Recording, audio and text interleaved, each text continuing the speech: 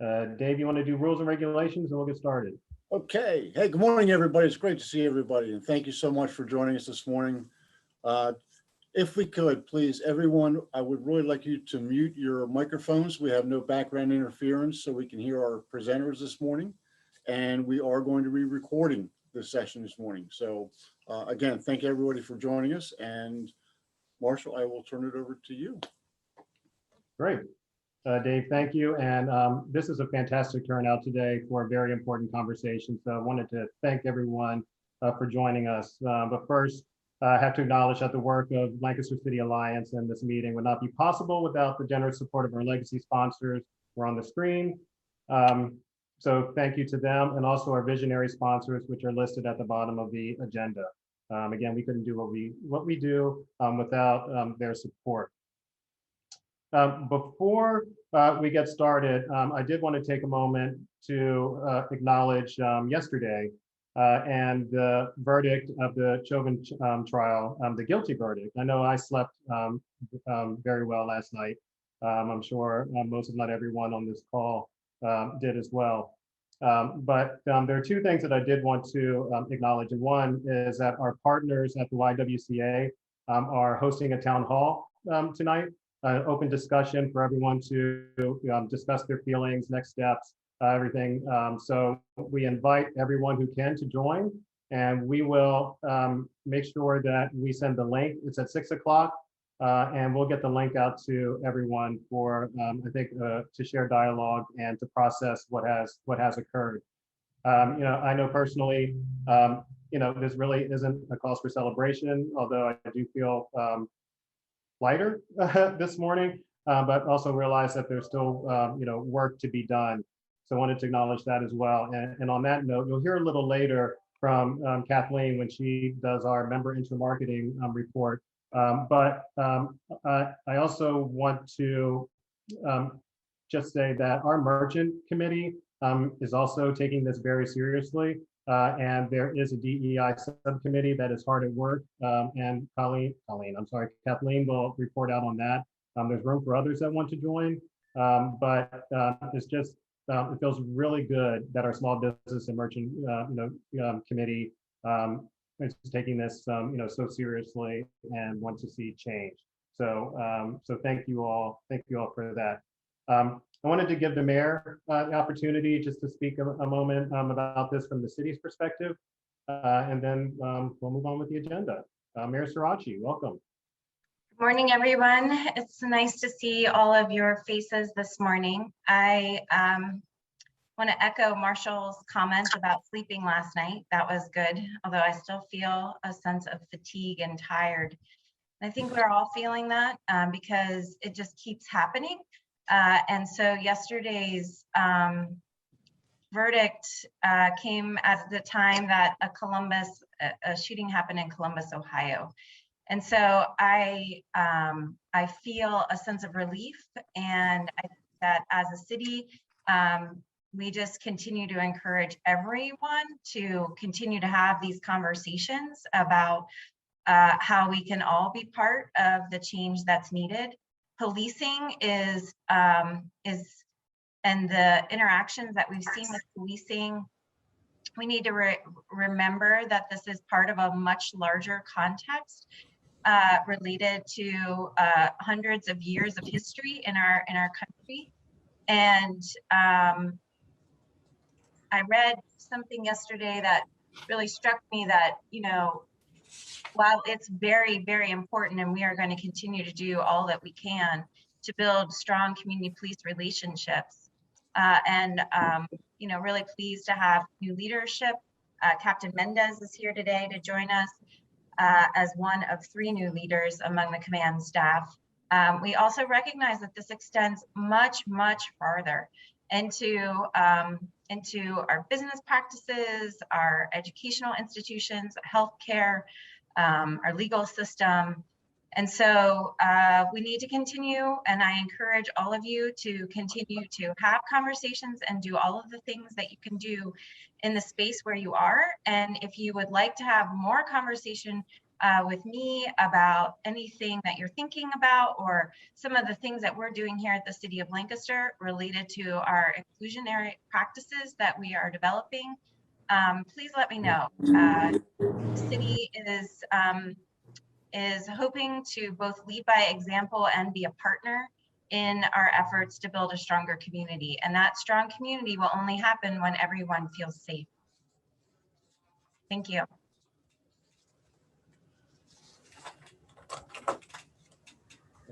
Great, thank you, Mayor. And if there is time at the end of the presentations, we will have a few minutes for continued open discussion if folks have anything they'd like to add. But for now, I think we will move on with the agenda.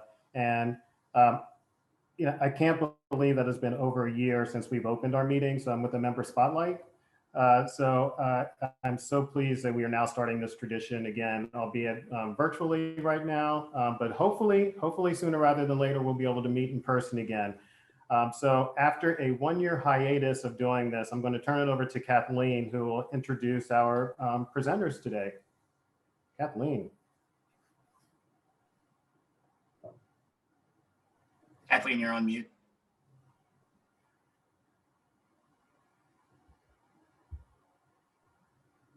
It's my very great pleasure to introduce the member spotlight that literally was canceled last March because that was the first merchant meeting that was canceled because of the shutdown.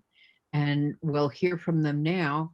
Shayla and Nate, partners in Zootropolis, Cinema Stillhouse, and Lancaster Distilleries.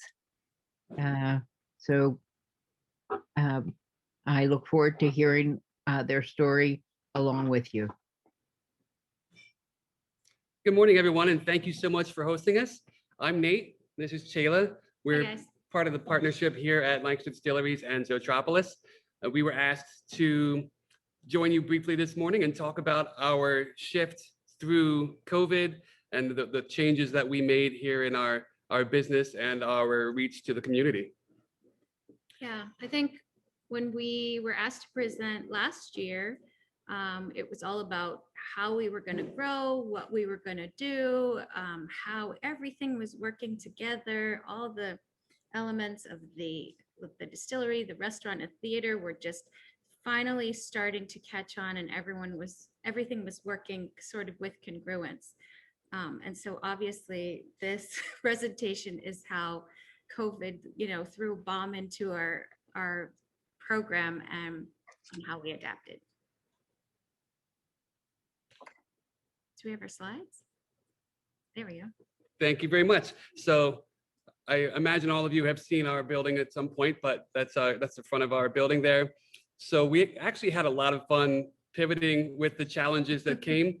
Sometimes it was fun, sometimes it felt brutal, but overall, we enjoyed the challenge. It's kind of like tongue in cheek. We love to pivot. We love it. It's so great.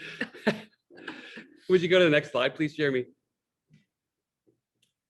So one of the things that we did first was panic. Panic. Like most of us did. There was a strong presence of panic where we were wondering how we were going to survive, what we were going to do.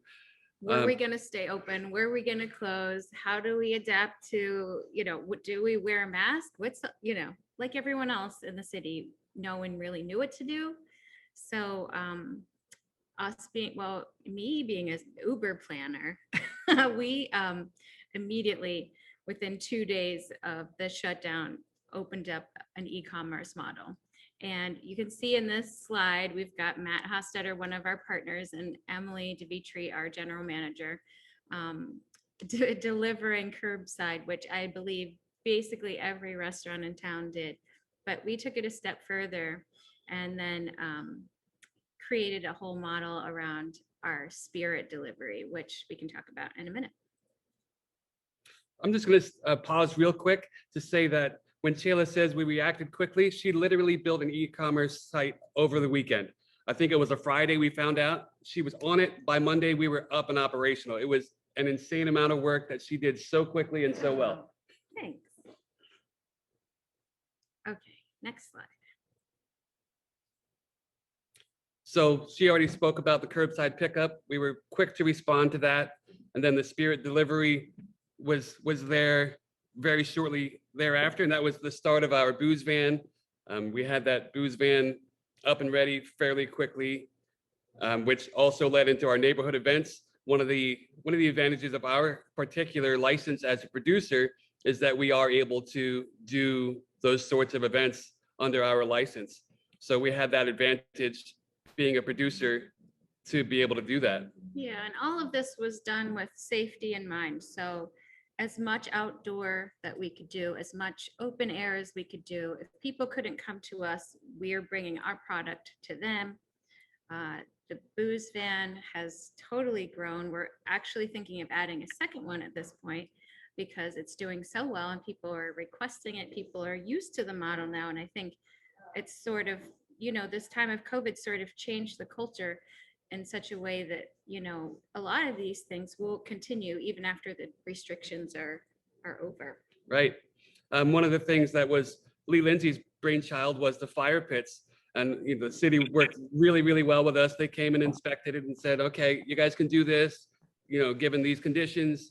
Yeah, And so people were outside in like 20-degree weather all winter long with coats and blankets and everything around the fire pits, which spoke to two things: that they needed to get out. People wanted this thing, and also they were really still willing to show up and support us, which is huge. It's huge. We ended up referring to that as ski lodge chic. When people go skiing, they know to bundle up and be prepared for the elements that they're going to be exposed to. And people showed up really well prepared and had a great time. I don't think we had a day that any of our fire pits were not booked. True. Another thing we did pivot-wise was the movie theater, which was my baby, had zero, we couldn't show public movies. We had to shut the theater. It had to become a private event venue. So we changed it completely to not showing, general admission movies, to having it be a rental model, which worked wonderfully. We had, 10 people could come in their pod and use the theater. And it really, we had so many stories where people were like, we haven't seen so-and-so in so long. They're doing virtual hangouts in the theater. It just gave people a way to connect. So that felt really great. And then finally, we have our Lancaster Central Market, which was our most recent venture. We have a little typo. It's not the booze van is born. What I meant to write there was history is made, because we ended up being the first stand to sell market that we know of ever in the long history of over 200 years of Central Market. So that's our latest side hustle, no, our latest business model, and it's going really great. So all of these things, as you can imagine, were not necessarily what we planned on doing, but when we changed how we were thinking and how we wanted to keep the place going and adapt to what was happening in the community and with COVID, we ended up having a year where we thrived as much as we could. Everyone took a hit, but being able to pivot and adapt really sort of was a major lesson for us, and like a testament to our durability, maybe. Right. We had our financial meeting not too long ago, and it was exhilarating that we didn't do as poorly as we had anticipated. Mm-hmm. Sorry, Jamie, would you move to the next slide? Oh yeah.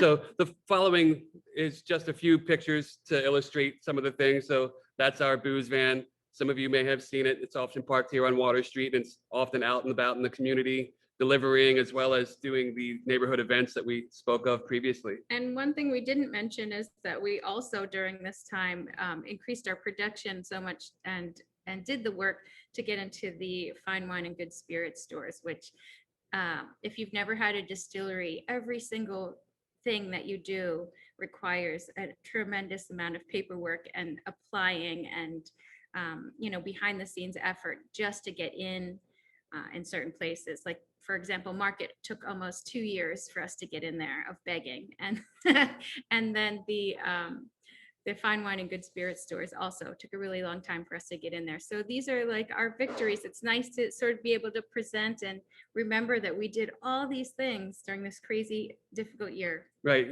Going back to what Shayla was saying, a lot of these projects had started long before COVID, but it was nice to be able to bring them into fruition during a time that we really, really needed the additional revenue. I think that might be it. There's my buddy Jess and Chad. They came, and it's just a little shot at the end. They joined us for dinner. We are vaccinated and we could hang out, and it felt so great. So cheers to things returning to somewhat normalcy in the future. And thanks so much for listening. Thank you guys so much for having us. Great. Jayla, Nate, thanks for joining us today. I often say that I'm so sick of the word pivot, but you guys actually, you did it masterfully. So congratulations. And you are such an asset to the city and the downtown, and it's so much appreciated. So thanks for taking the time.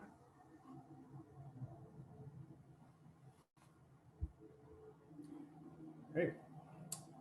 Okay. We're going to move on to our community conversation. And, as Shayla and Nate just, described, this past year has really taken a toll on our community, both as humans and as businesses. So as part of that, we've also noticed an increase in congregants in public spaces. And you may remember a few months ago, Jen Koppel of the LancCo My Home, she joined us at a meeting to talk about the great work of that organization and the work to address those experiencing homelessness. But we also know that there are other activities, unfortunately, and gatherings that are of concern to our residents, businesses, workers, and visitors to downtown. So as warmer weather approaches, concerns are a little more heightened. But not only to ensure that those in need have access to services, but also to abate any threatening and/or illegal behavior as the city continues to reopen after a year of COVID. So the goal of this meeting today is for this to be more of a conversation. It's not really just for our guests to be reporting out to you, but they and we also want to know what's on your mind, your concerns, your experiences, and also talk about what the business community can do to help. And also when you should call for help. So with that, it's my pleasure to introduce our guests today. Mayor Danene Sorace, of course. We're joined by Captain Mendez of the Lancaster City Police Department, Jen Koppel and Kathy Hartley of LancCo My Home, Shelby Nauman and Ann Linke of what is now Tenfold. Congratulations, formerly Tabor Community Services and HELHOP. So please feel free to use the chat for questions and comments. Following our panel, we'll have an open discussion. And part of it is how to best communicate information to you and how to help and best keep the merchant community engaged as we work through these types of situations. So to begin this discussion, I'm going to turn it over to Jen, Kathy, Shelby, and Ann. Good morning. I'm Jen Koppel. Most of you have seen me before. We have just a very few slides just to give some context to our discussion this morning. So I'm going to start those off. And you can see, for folks that may not have been part of discussions before, we are a network of health and human service providers, business leaders, and private sector individuals working together and collaboratively. And one of the things that I'm really super proud of in Lancaster County is just the level of collaboration that we continue to see even through the challenging times of COVID. Kathy, can you move on to the next slide? So our coalition is really focused on making sure that we're providing holistic care, which is including human services with our housing services. We want individuals and families to not have to come to us very often, not stay very long with us, and not have to come back. So when we talk about the services that we provide, we really are focused on those, on that. We really just don't want folks to have to come to us very often. To give some context, the year of COVID has really, we've seen some just massive changes in how we've had to do work. I think to Nathan's point, like I think we're kind of tired of the word pivot as well in a little bit, but we continue to try to do that in response to the challenges that we have. So I'm going to give some context from the fiscal year previous, which is our fiscal year is July 1 through June 30th. So in that fiscal year that you're seeing, which is 1920, we served 4,942 unique individuals. That's not just in the county, that is in the, I'm sorry, that's not just in the city, we are county-wide. So that is the number of folks that we've served in that particular year. We served 1,325 individuals in emergency shelter. That's it's about 26, almost 27% of our total served. The number of individuals in outreach. Outreach is a program that we have that works with individuals who are living outside or in places that are not meant to live in, like cars, abandoned buildings, parks, things like that. Again, remembering that this is countywide, we had 233 individuals, or 4.7% of our total served, enrolled in outreach. But I want to be really clear about all three of those numbers, is that's cumulative through the year. The 233 that we had enrolled in outreach is not all at one time. Our outreach team is robust, they're highly skilled, and they'll work with folks, connect them to shelter, and then that individual is enrolled in the shelter program, but unenrolled or disenrolled from outreach. So that number is cumulative over the year. On a given time, we have maybe 70 individuals across the county enrolled in street outreach, and maybe 20 to 30 of them are in the city. And then our unsheltered point in time count, we do this count one time a year. It's a requirement for our federal funds. That number tends to be low. It's 20. And then that's our teams going out in the morning to look for folks. So that number is just really a point in time. Kathy, can you go to the next slide, please? So how did COVID impact our work in 2021? Obviously, our fiscal year isn't completely over yet, but we realized a 13% reduction in shelter beds because of COVID, because of the spacing issues and having to have a certain number of feet between beds and plexiglass and all of the things that go with the guidance that came from the CDC. However, we never came close to capacity for those shelter beds. And you can see that even up until the time that we've run the data for this particular presentation, we had a 38% decrease in the number of single individuals served in shelter.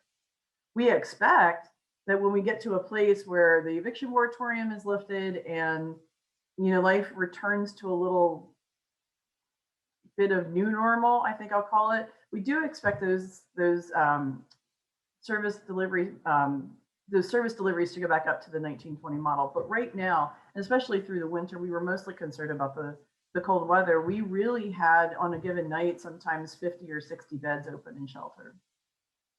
And then again, the number of outreach enrollees is similar to the last fiscal year. So we haven't seen a significant increase in the number of individuals enrolled in street outreach. So what happens, CDC gave us a guidance on how to support encampments. The guidance was that encampments were to remain intact because it was a way for communities across the country to really keep in contact with folks and find them and, to try to keep them safe. What we did as well was we gave out educational material. The city helped us by putting up hand washing stations, portable bathrooms. We actually got hand sanitizer in very small bottles. Most of it was donated. Some of it was donated by our friends who took their distilleries and changed them over to hand sanitizing production. We also made sure that community meals continued, because when the COVID started, a lot of the community meals all of them actually went to grab and go, and some of them closed. So we wanted to make sure that meals were not missed. We added staff to the street outreach team. We set up a quarantine site. And one of the positives of the quarantine site, we've only had 20 positive cases in the last 13 months. So that to us is a really big win. We extended our winter shelters last winter, not this most recent winter. We opened a day center. We opened a low barrier shelter. We created a small program at hotel where some of the individuals that we've had through the winter, it was related to our code blue policies, where folks, if the temperature drops below 32, if somebody wants to come in, we made sure that anybody could get into space on those nights. We actually took 15 individuals through 3 or 4 different code blue periods into hotel that have been really hard for us to engage with. Some of them have been outside for 6, 7 years. And for the most part, all of them are still in the hotel, and we've actually been able to engage them and move them on very positively. 11 of them have moved on in just great ways. So we've had a really good win in that small program. Happy, can you go to the next slide? So it's important to distinguish between seeing more people outside and there being more people experiencing homelessness. So what we know is that there's many people on the streets that are not experiencing homelessness. We have seen a lot of drug use, dealers. We do know that with panhandling, that's been something that we've partnered with the City Alliance in the past on, is panhandlers, most of them are not homeless. And then we have other challenges with folks on the street who have, they're housed, but they're outside for some reason. And they may not be housed well, but they're also not necessarily homeless. So there's the complexity of what we see outside is actually, there's a lot underneath that. The impact's broader than Binns Park. We know that, even across the county, we see an increase in specifically the drug use and dealing. And at the end of the day, even if we took all of the unsheltered individuals who are experiencing homelessness and housed them, we'd still have people on the street because it's not just a homelessness issue that we're seeing. And it is a community-wide challenge. It's something that we're going to have to, really be creative in how we address it. I think, can you move on, please? So we had capacity in the shelter system. And the question that we get a lot is, why are people still unsheltered?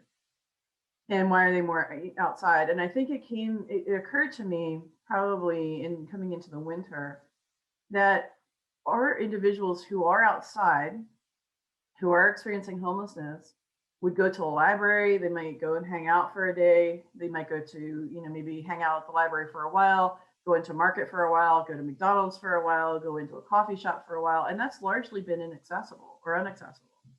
So it's not even so much as some, more people outside, but there's just nowhere for folks to even move through the day because of the pandemic.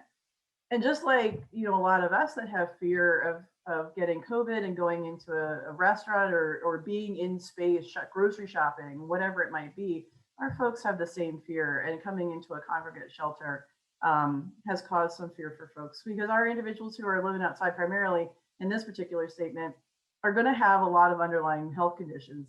We have a lot of folks with chronic obstructive pulmonary disease, asthma, diabetes, heart disease, all of that kind of stuff that's going to make them a much higher risk for severe COVID. And some individuals believe that they'll do better on their own than if they seek help. And I think what we've talked about here too is we have a number of individuals that have significant mental health issues that make it makes it unable, they are unable to choose to come inside because their illness is telling them not to come inside.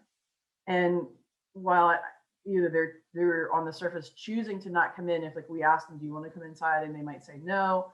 It seems like a choice, but if the issue is that their mental health challenges is saying something to them, I feel like that's really not a choice for them. So we are worried. We've been worried for over a year about the rent moratorium lifting and what impact that's going to have. But I would also say we've been preparing to address that since the summer of last year. Each time that the rent moratorium has been extended, we've had a plan in place. And I'm going to turn it to Shelby and to Ann to talk about those plans. Thanks, Jen. So just to give you a couple resources in planning for the rent moratorium lift. First is the Emergency Rental Assistance Program, sometimes referred to as ERAP.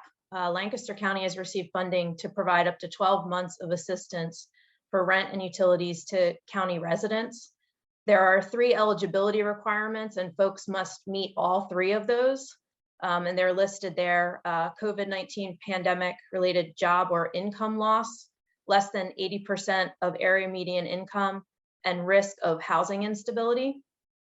We've partnered with our EPN network and other partners to make sites available throughout the county. We know homelessness is not a city issue, it is a county-wide issue.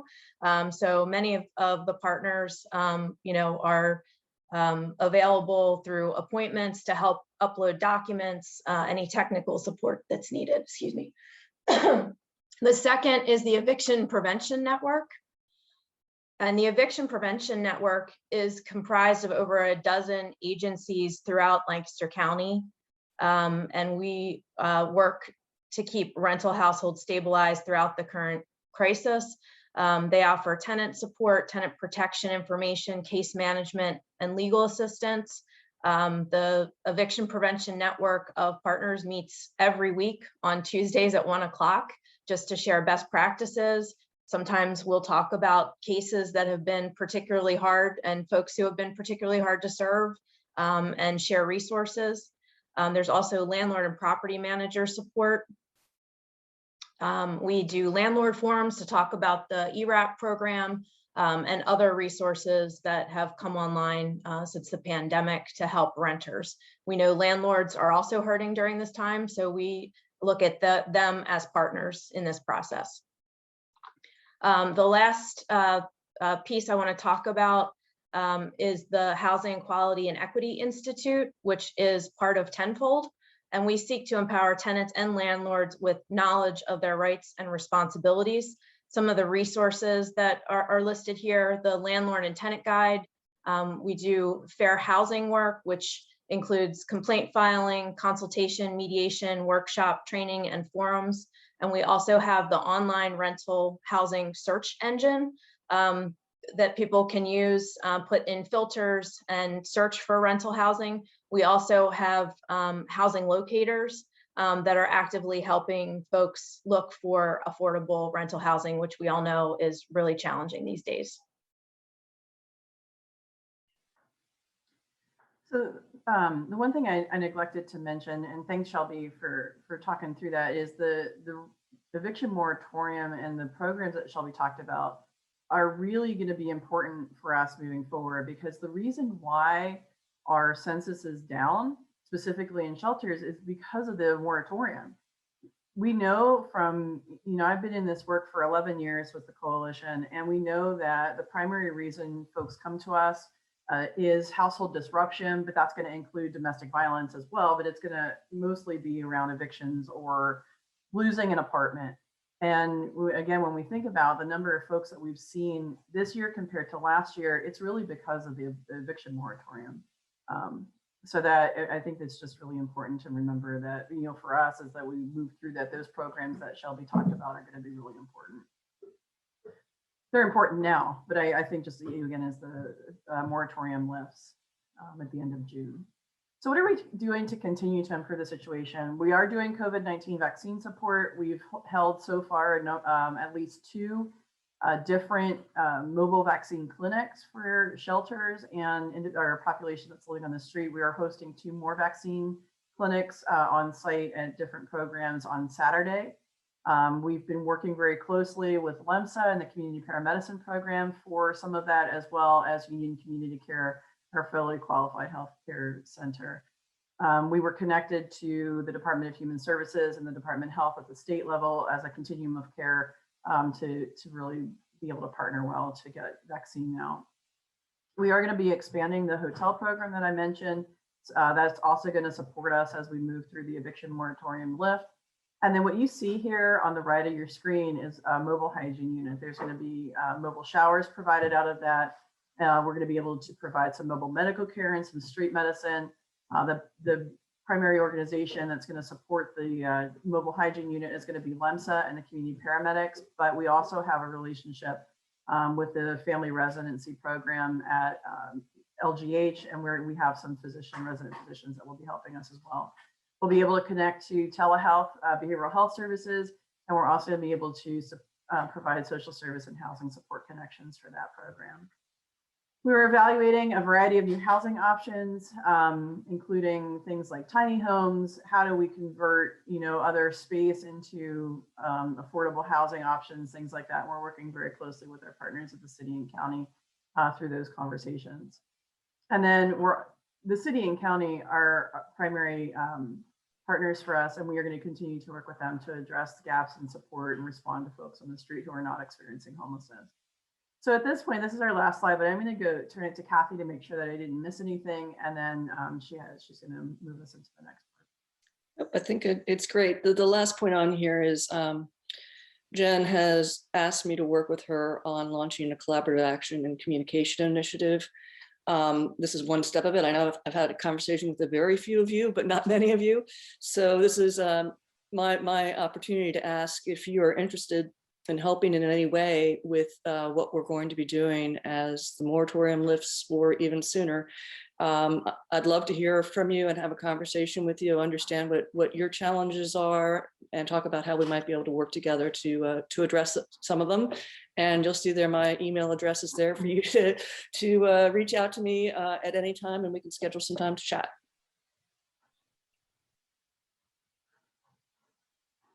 Marshall, I think that's.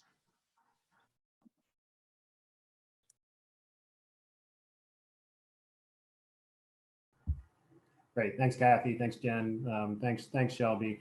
And again, just a reminder everyone, as we go through this, please feel free to put in any questions in the chat. We will be having open discussion after this.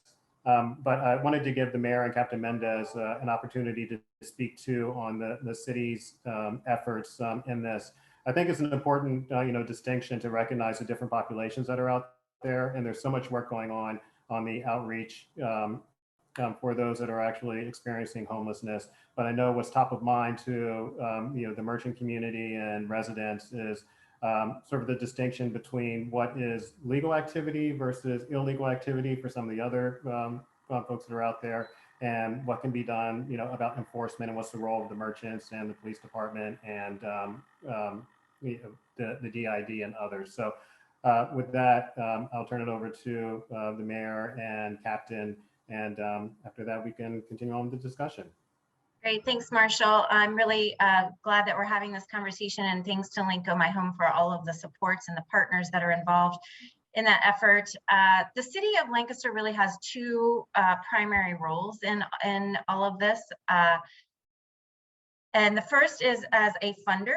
We receive federal dollars, emergency services grant money, and other funds through COVID in particular that has allowed us to dramatically expand the number of outreach workers, the launching the day shelter. I mean, when Jen was running through that list, one of the things to note is that there's been a lot of innovation, and I just want to underscore the amount of innovation and newness that has happened in the midst of COVID. So the day shelter, the additional outreach workers, the launch of the shower trailer, that is just like three things off the top of my head that we have been supporting financially, as well as the eviction prevention network. So we're probably talking on the order of like $2 million that have flowed through the city back out to support these specific activities. And so that's our first primary role, is as a funding partner alongside others, as well as the county, which also received and received more ESG dollars and so on. The second is in relation to enforcement, and as I just want to acknowledge also that our police department has really been working in coordination with a number of other entities to address issues related to individuals on the street. These are separate and distinct from individuals who are identified as homeless. And one of the challenges that we have is that HUD has a very prescriptive, the Housing and Urban Development, has a very prescriptive definition of when a person is homeless, and when HUD funds can be used to serve and support that person. And so, as we know that not everybody who you might see on the street panhandling, etc., is homeless, that brings a variety of other concerns to the fore. And some of those concerns have to do with illegal activity, but they also have to do with behavioral health. And this is where it is very important to acknowledge the role of the county and BHDS, as well as drug and alcohol, as well as probation and parole, as well as the court system, which all operates under the rubric of county government. And so our role, and Captain Mendez can speak to this as it relates to enforcement, we have to coordinate with a lot of partners, and we've also been trying a lot of new things. And so I feel really I have a lot of appreciation for our officers who know individuals who are out on the street on a regular basis, who know their names, who are having conversation with them, who are trying to connect, in addition to Leilani, our social worker, and also Grace, but also recognizing that this is a challenge for us and that it's a challenge that we're trying to address, is having, as it was mentioned on the previous slide, addressing some of the gaps between what is considered by HUD definition a homeless individual and a person who is regularly out on the street and may or may not be engaging in illegal activity. So I also just want to, I don't know if all of you know Captain Mendez, but I just want to give a brief introduction to him before he shares a little bit about the perspective from the police department. Captain Mendez has served with the Lancaster City Police Department for many, many years, grew up on South Queen Street, recently took over the role as patrol captain for the city police department in January.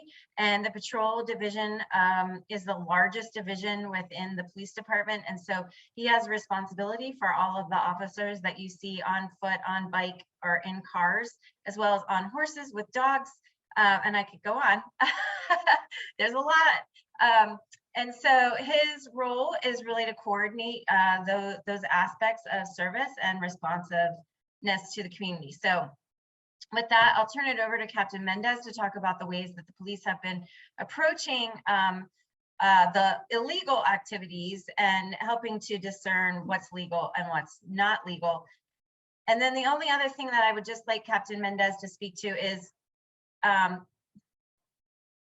how it works, like how the process works. If somebody's engaging in illegal activity, there's different gradations of what is illegal. So I'll leave that to Captain Mendez to speak to. All right, thank you. Hello, everyone. So I'll try not to bore you with some of the legal talk, but I have it broken down into 3 segments. So if you bear with me, I'd like to start out with some of our efforts to date with the issues down in the downtown area. And I think it's important to understand that this isn't just a law enforcement issue.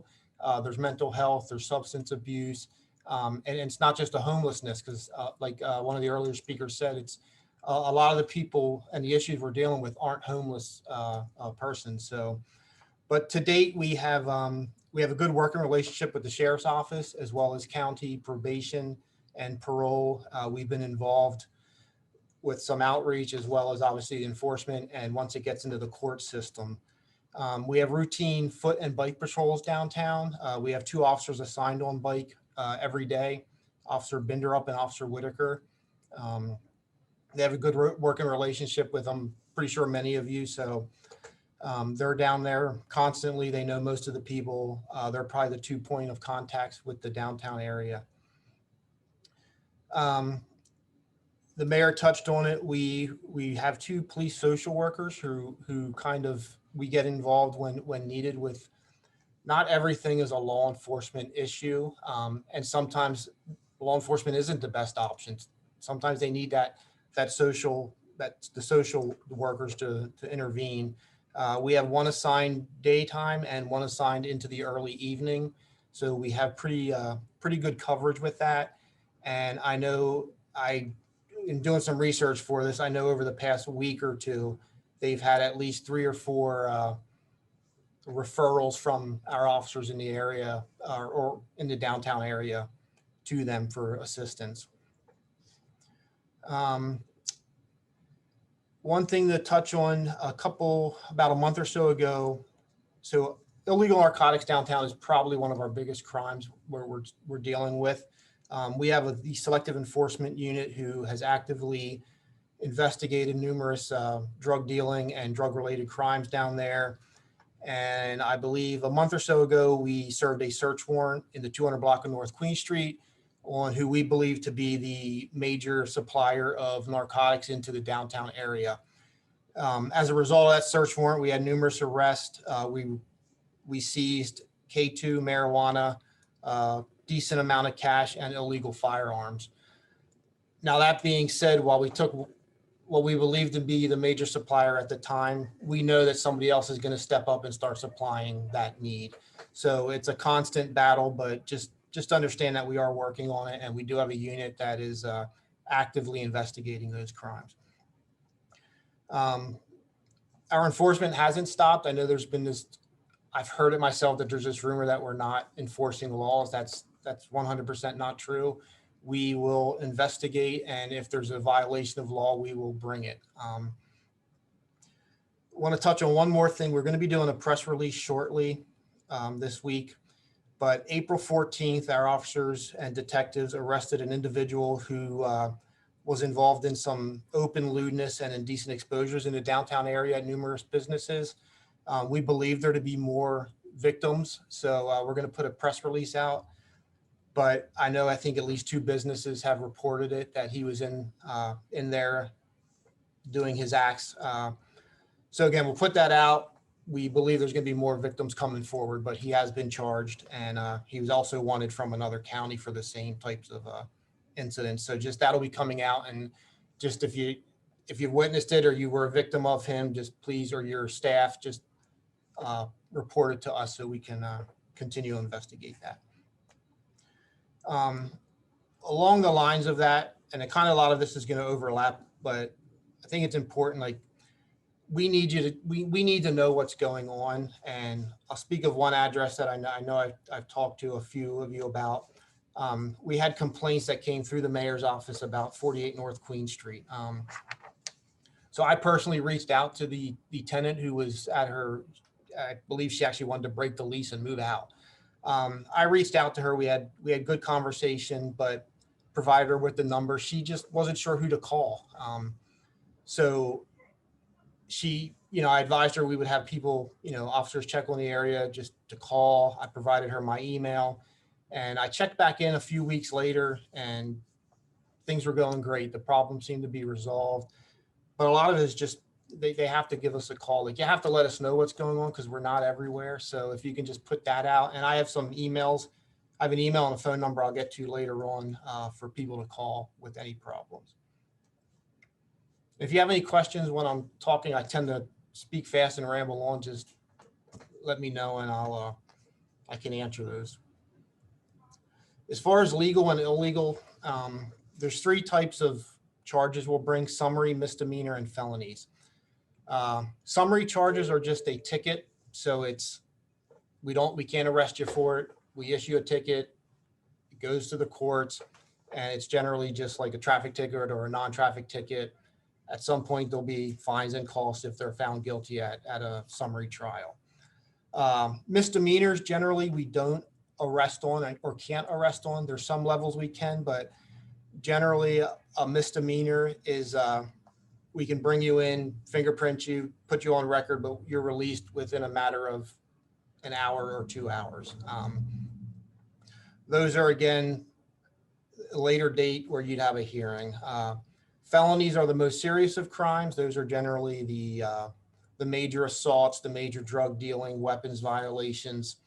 Those we can arrest on view and take the person immediately to the judge for arraignment, and they can be held until their hearing on felonies. As far as illegal and legal, like people hanging out at the park, I know we get a lot of complaints about that. It's not illegal for them to be at the park.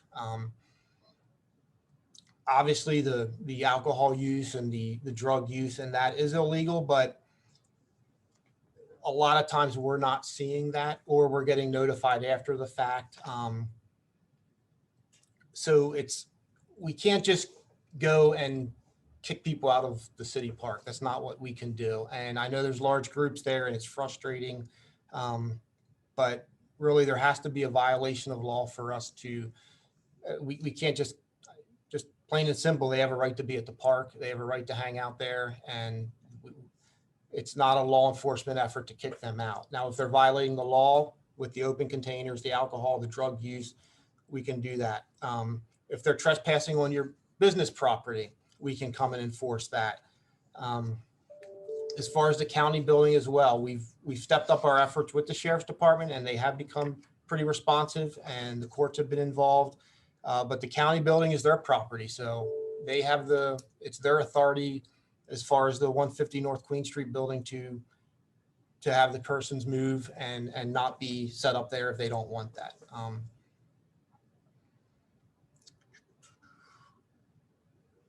Again, not to rehash some stuff, but we have stepped up our patrol.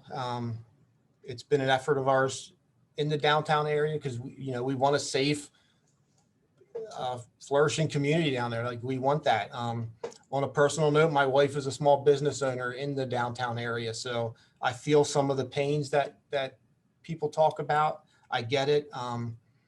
We're doing what we can, and it's not just a law enforcement effort, but I think there's other agencies involved that are doing great work. None of this is a quick fix, but I think we will get there with time, and as long as everyone else is doing their part. I have a phone number I can give out, and it's the number it's our non-emergency line. If people call that even if you don't know if it's a police matter, and give us a call. I mean, that's what we're here for. And if it's nothing we can do, or maybe we can direct you in the way that it needs to go, but that number is 717-664-1180. And that's the non-emergency line. So if you need to have someone, a police officer come out, we'll come out and talk to you. And if it's something we can enforce, by all means, we'll enforce it. If not, we will try and get you pointed in the direction. Another important thing is an email. Now, this would not be for an incident that's occurring right now, but if you have any questions or concerns, or if you're seeing some problems that maybe aren't ongoing at the time, but you want to reach out and let us know, that email is sectordid, SECTORDID @lancasterpolice.com. That will go to supervisors as well as officers assigned to the downtown area, and they will, they should immediately respond with that. Again, the email is not for immediate police response. It's checked a few times a day. That would be for any issues that aren't going on at the time. And as always, feel free to reach out to me. Email is probably the best, but my email is mendezr, MENDEZR @lancasterpolice.com. And I have no problem speaking to anybody and working through any issues we have. If there's any problems with officers that we're having, please reach out to me if your concerns aren't addressed with them. And I think that's it, unless there's any questions. And hopefully I didn't miss anything. Thank you, Captain Mendez. Forgive me if I missed it. I had to step away for a moment, but I'm hearing a lot from residents and neighbors in particular about this reckless dirt bike issue. Anything you can say about that and how this group could be helpful in helping you to address that issue? So we're putting out a social media campaign with it. I know we released some videos and pictures. It's just to be completely honest, it's a tough thing because they won't stop for us. So they're going to take off and we cannot chase them. It's just not safe for the citizens, the officers, the community. It's a tough thing and we need the community help. I know LSC with the video, we're trying to gather as much video of them as we can to maybe hopefully ID them and bring charges that way. We're working internally with some stuff to try and ID some people that I can't get into here, but we are working on it. We know it's a problem. We do need the community help, and we're trying to, like I said, we released some media over our social media, and I believe Lieutenant Stoltzfus did a brief segment with WGAL. So we're aware of it. We're working on it. It's a tough one to deal with, and it's not. I think it's important to understand it's not just a Lancaster City issue. I know Philadelphia has dealt with this. It's going on across the country. We're doing our best, and we're working on it. Thank you. That's helpful. And would you recommend if folks see this activity to call the non-emergency number or 911, or what would you suggest? Non-emergency number. We're going to respond. Just talking to some of the officers, I know the community's frustrated because they come up to us and say, why aren't you guys doing anything about it? We are. We just, like I said, we can't chase them. We won't chase them. It's not safe for anybody to do that. We're working on it. It's just not going to be a quick fix. And I would just add, if you have video camera footage that is, I don't know, anywhere pointed towards the street that you have, to please share that with our police department. And I know others are sending pictures to the police department. So if you can snap a picture, that's great. But this is going to take some time, and also just encourage all of you to use your networks. We need folks to step up and to have conversations, because I know that there are people in our community who know who these folks are, and it would be best if they just stopped. Yeah, and people, somebody knows where all the bikes are being stored, where they're coming from. So again, we need the community to help out, and I'm not putting it back on the community. It needs to be a partnership with us and them, and we need their help. Captain, in other words, if you knew the location of a garage where a dirt bike was being stored and repaired, that would be helpful. It would be very helpful, yes. And again, we can't just go there, and it's not going to be an easy fix, but we know they're being stored places. We know they're meeting at places. It's just, we need to figure out where they are and go from there. I do believe I can help you with that. I'll be in touch. Okay. Great. While we have this opportunity with LancCo My Home and Tenfold and the captain and the mayor, I do want to offer the opportunity to the business community to ask any questions, talk about any personal experiences, or talk about how the business community can help, or any clarifications on what we've heard today. So we didn't see a lot or anything in the chat, but if anyone wants to raise their hand with a question, please do.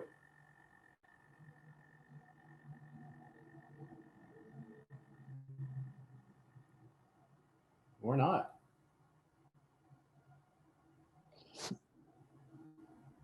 If there isn't something immediate, maybe I could just ask, is there data or information that would be useful for you to hear about, or ways that we can improve communication with you from LancCo My Home?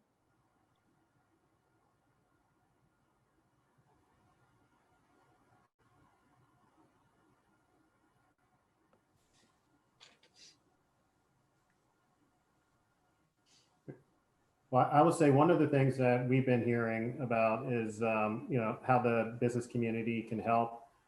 And there are a few simple things that I'll open it up to our panel as well. But, the obvious one is, as folks are panhandling, the best thing to do is not to give money. And Dave can speak a bit to that.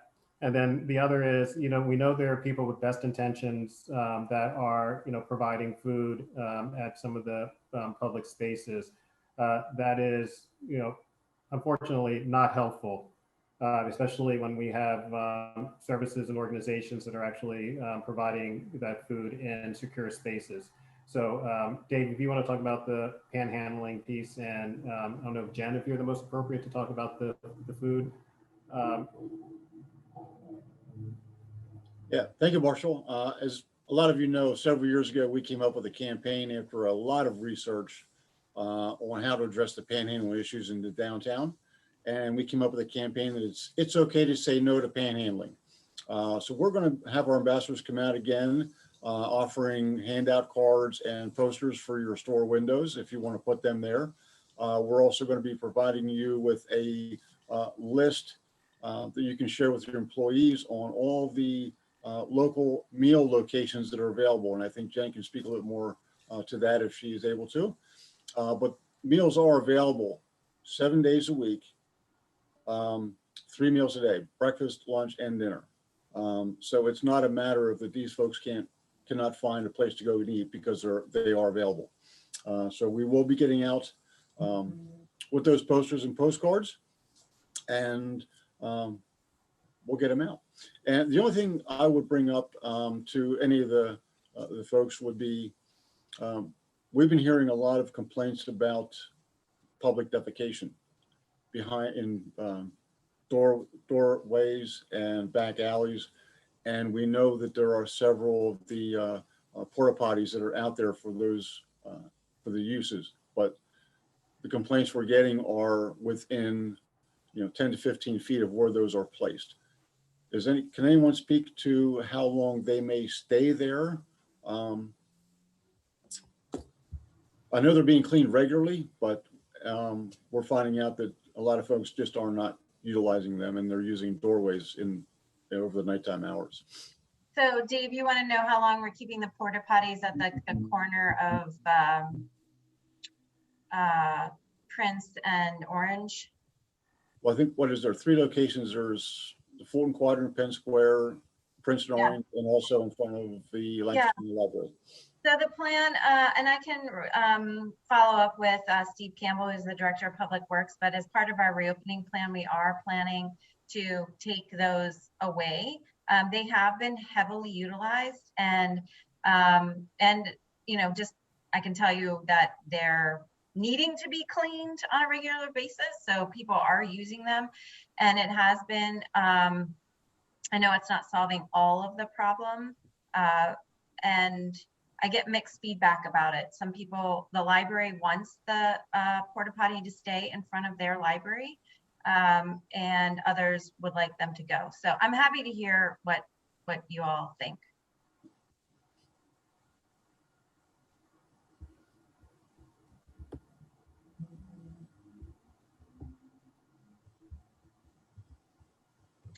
Oh, this is a quiet crowd today. It is a quiet crowd today. I can tell you anecdotally, Mayor, that the porta potty that is or was on Fulton Plaza is probably, we've been hearing, is probably not the best location for any number of reasons. But no, other than that, I haven't heard anything about pro or con about the one in front of the library. Okay.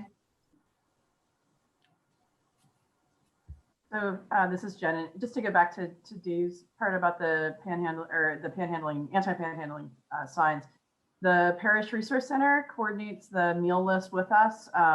So I'll make sure that those go out, so that Dave has a supply of those. And as the meals, if they change, locations change, something like that, we do make sure that that's updated and distributed. The meals, like I said earlier, continue to be grab and go. So just to make sure that you know that, but I'll make sure that Dave gets those. And then I did see a question come in from Tim Menser related to mental health component. Does the county have a responsibility for addressing that part? The county's Behavioral Health Developmental Services Division has been really a great support, along with they fund some street outreach that's focused on mental health. So I think what's important to note, though, is that while BHDS, it has case managers and provides case management support and mental health specific outreach, services are voluntary, just like for the drug and alcohol department. So, but I would say that the drug and alcohol division with Blueprints for Recovery and Community Services Group and their street outreach and the case managers at BHDS have been really supportive and cooperative and collaborative.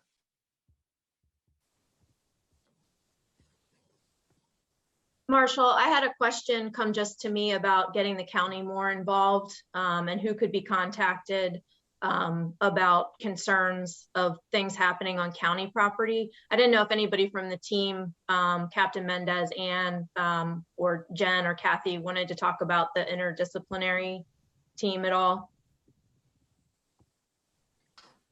Sure. I can't really see where everybody is. I'll start talking about the interdisciplinary team. So back in the late summer, Commissioner D'Agostino pulled together a team of departments, a lot of the court system, so bail administration, prison, city police, sheriffs, district attorney, probation, parole, if I'm redundant, and then it was the mental health, behavioral health, developmental services, drug and alcohol, my office, Tenfold, the street outreach. So it's actually a really large team, and looking collaboratively in how we address some of the challenges differently. That the larger team has not met for a while, but there is a small team that's been meeting with some regularity. And when I spoke earlier about some of the innovative and new ways to address housing, and I mentioned tiny homes, and I meant there's some other things that small group is working on and building concepts and innovation out of. So it's a little bit, when we get to the part of these kinds of conversations, we're talking about really complex solutions or innovations to try to address some of these challenges. So it takes a little bit longer, but the Commissioner D'Agostino and Larry George, who's the chief clerk, have been facilitating this meeting.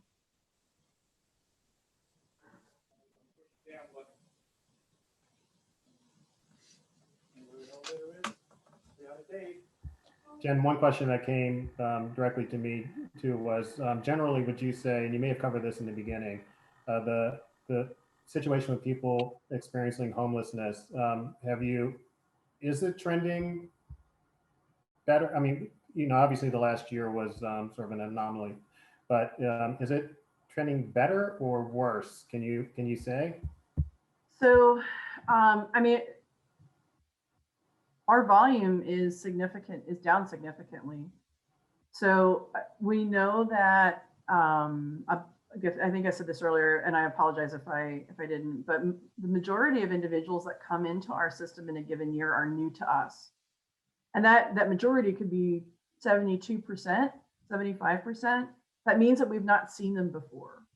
And in our experience with that, because our census is down so significantly, the fact that folks are able to stay in their units because of the eviction moratorium is the reason for that. And we know that disruption of household is why the leading reason why folks list when they come into our services. So, I think in this season, I'm going to say that it's trended down because we're not seeing as many people.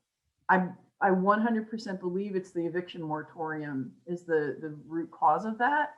And we've seen over the years that prevention and preventing people from coming into the sheltering system is really what the national best practices are. Prevention isn't typically funded. So we've been able to fund prevention and I'll go back because the federal government doesn't like to fund and won't fund prevention services because you can't prove that it worked. So what we've done is we take some of the money that's not federal and we put it towards prevention, but those programs tend to be really small. But what we do know is that we can prevent homelessness. And now with the eviction, the rent programs, ERAP that Shelby talked about, those programs, there's a lot of money coming into prevention now. And I don't know what the outcome of that's going to be because the moratorium is still in effect. But I would say that our census is down. So will it be down after the eviction moratorium comes off? I don't know. There's programs in place to help have them not come into our system. There's a lot of factors that go into that too. That's living wage, it's affordable housing, it's workforce, it's a lot of things beyond just homelessness. I don't know if I actually answered that, but I feel I want to say that it is trended down significantly in this season. Will it stay that way? I don't know. And Jen, there's a lot of things that are in place that won't be in place long term. I'm sorry, Kathy. Jen, maybe just one thing to add is we have launched some other prevention programs, like we're working with the school districts and the homeless liaisons and all of the school districts to help kids and their families who are experiencing homelessness. But the interesting thing about working with the schools is they had that broader definition beyond HUD. And so we can really do some good prevention work with them, and have been in lockstep and communicating with the school district homeless liaisons about the opportunities that are out there to help with eviction. And we have embedded staff within school district of Lancaster, Conestoga Valley, and Elizabethtown to help as well on site. Thanks, Kathy. I didn't think about that. Great, thanks, Jen. One more question that came to me is the rumor has it that there is a panhandling ring that is occurring in the city and the county. Can that be confirmed, and is there anything that can be done to address that, if so?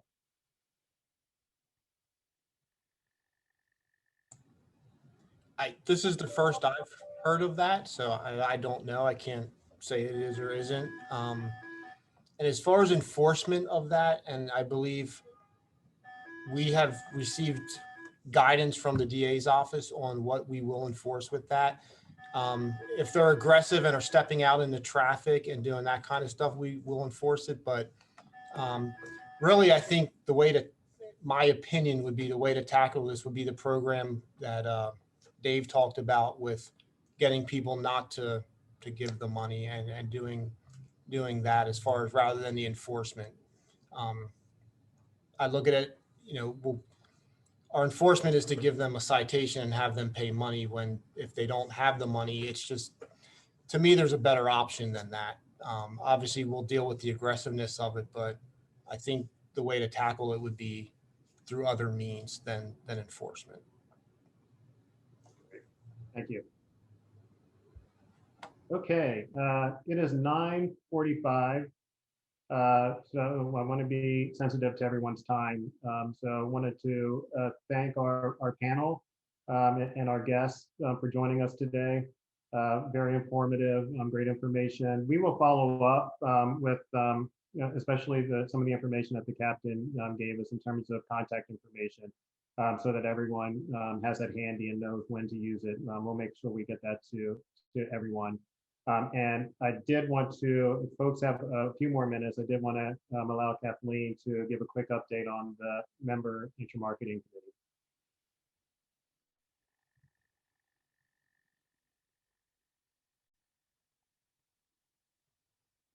After she unmutes. I'll condense this as quickly as possible. In our April MIM committee meeting, we learned that Marshall has confirmed that the developers of Southern Market Center, Mosaic, that's the Willow Valley project, and Lancaster History will be available to provide the special presentation for our May 19th merchant meeting. Hope to see many of you there. We discussed a number of special presentations upcoming, including a marketing presentation for a post-COVID world, a presentation on the impact of the PPP loans on small businesses and getting those small businesses prepared so they will get the maximum amount of forgiveness on their PPP loans. Hearing from Loop and other community partners involved in marketing the city and ways to reinvigorate First Friday. And hearing from Kevin Malloy on a snapshot of the convention center businesses that are already booked for 2022. Our member spotlight for May will hopefully be Patricia Haversick of Lemon Street Market and the exciting changes that she made during her pivot in the past year. We delivered welcome packets to Home Skillet and the Megan Ashman Gallery, a new gallery at 144 North Prince Street on Gallery Row. Our next, the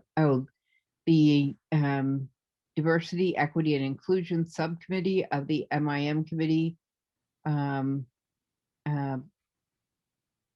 made the suggestion that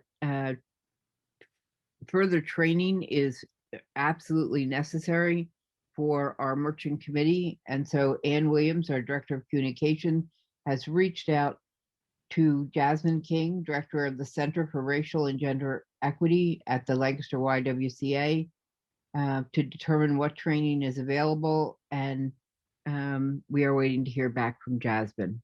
I'll keep you posted on that. And that's all for now. Great, thanks, Kathleen. And one announcement I would like to make is, in September, we usually have our annual Velocity event. The committee this year has decided that we're actually going to move it to the spring where we can ensure that it will be a live event and bigger and better than ever. So it also gives us more time to plan. So we'll be reaching out to the merchant community for your participation and help in pulling off what will really be the renaissance of not only this event, but truly coming back to some sense of normalcy. So more on that to come. And yes, Shelby, maybe we'll bring back to the silent disco. Everyone, thanks again for joining us. Again, thanks to our panel. We'll be looking for more information from us. And if you have any other questions, concerns regarding the topics of today, please feel free to get them to us and we'll get them to the right parties. So everyone, thanks. And we'll see you next month.